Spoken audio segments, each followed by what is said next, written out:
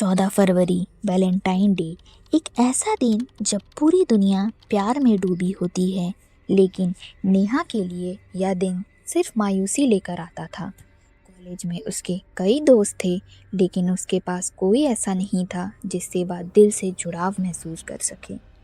उसकी सबसे अच्छी दोस्त विशाखा उसे बार बार कहती है, नेहा तू खुद को इस तरह क्यों अकेला कर रही है, बाहर निकल, दुनिया देख, हो सकता है तुझे भी अपना सच्चा प्यार मिल जाए। लेकिन नेहा को कभी किसी पर भरोसा नहीं हुआ। इस साल भी उसने वैलेंटाइन डे को अकेले बिताने का फैसला किया था। वह अपने कमरे में बैठकर मोबाइल चला रही थी, तभी एक अनजान नंबर से उसे मैसेज आया, आज रात मेरे साथ वैलेंटाइन डेट पर चलोगी? नेहा चौंक गई। उसने रिप्लाई किया, आप कौन हैं? मैं वही जिसका इंतज़ार तुम्हें सदियों से था। अगर हिम्मत हो तो मिलने आओ पुराने कब्रिस्तान के पास, रात 11 बजे। उसके शरीर में एक अजीब सी झरझरी दौड़ गई। यह कौन था? क्यों उसे बुला रहा था? जब विशाखा को यह पता चला तो वह घबरा गई। तो कहीं नहीं जा रही, या कोई पागल या साइको हो सकता है। कब्रिस्तान कोई मिलने की जगह होती है क्या? लेकिन जाने क्यों नेहा के दिल में एक अजीब सी बेचैनी थी। उसे ऐसा लग रहा था कि उसे वहाँ जाना ही चाहिए। रात के 11 बज चुके थे। हल्की ठंडी हवा चल रही थी और आसमान में घने बादल छाए थे। नेहा धीमे कदमों से पुराने कब्रिस्तान की ओर बढ़ी। वह अजीब सा सन्नाटा था। हर तरफ टूटी फूटी कब्रें और सूखे पेड़ खड़े थे, जिनकी शाखाएं हवा में सरसरा रही थी। तभी उसे दूर एक लंबी छाया दिखी। एक आदमी काले कपड़े पहने खड़ा था। उसकी आंखें लाल चमक रही थी। तुम एडन हो? नेहा ने हकलाते हुए पूछा। वह मुस्कुराया, हाँ, और तुम मेरी खास मेहमान हो।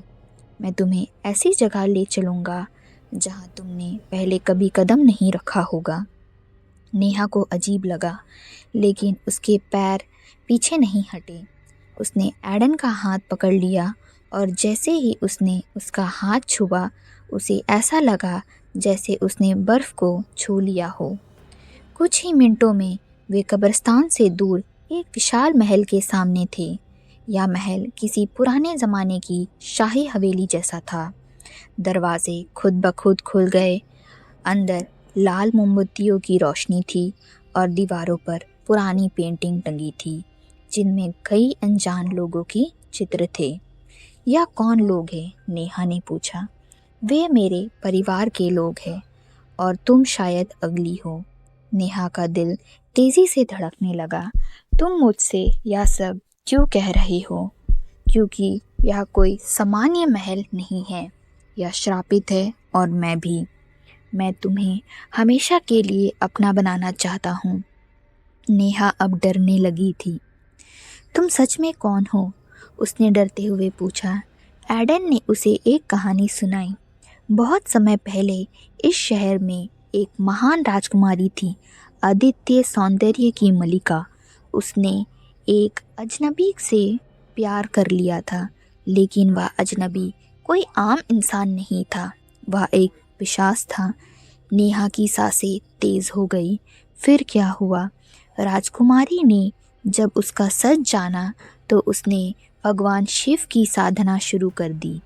उसने उससे शक्ति मांगी कि वह उस पिशाच से बच सके। भगवान ने उसे एक दिव्य त्रिशूल दिया जो किसी भी दुष्ट शक्ति को नष्ट कर सकता था। नेहा का दिमाग सुन्न हो गया। लेकिन यह कहानी मुझसे क्यों संबंध रखती है?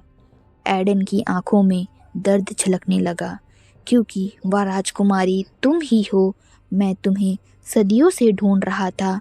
मैं तुम्हें अमर बनाकर अपने साथ रखना चाहता हूँ। नेहा की आंखों में आंसू आ गए। नहीं, यह संभव है। एडन ने अपना चेहरा झुकाया और उसके गले के करीब आने लगा। उसके तेज नोकीले दांत चमक रहे थे, लेकिन तभी अचानक नेहा के गले में पहना त्रिशूल का लॉकेट तेजी से चमक उठा। एडन ज़ोर से चीख पड़ा और पीछे हट गया। नहीं, यह शक्ति या मुझे नष्ट कर सकती है। नेहा ने अपने लॉकेट को कसकर पकड़ा और भगवान शिव का नाम लिया। भोलेनाथ, मेरी रक्षा कीजिए। अचानक पूरा महल कांपने लगा, दीवारों से दरार पड़ने लगे और एक तेज सफ़ेद रोशनी वहीं फैली। एक दिव्य शक्ति आकाश से उतरी और एक चमकता हुआ त्रिशूल नेहा के हाथ में प्रकट हुआ। अब तेरा अंत निश्चित है एडन, नेहा ने जोर से कहा। एडन जोर जोर से चीखने लगा, लेकिन अब बहुत देर हो चुकी थी।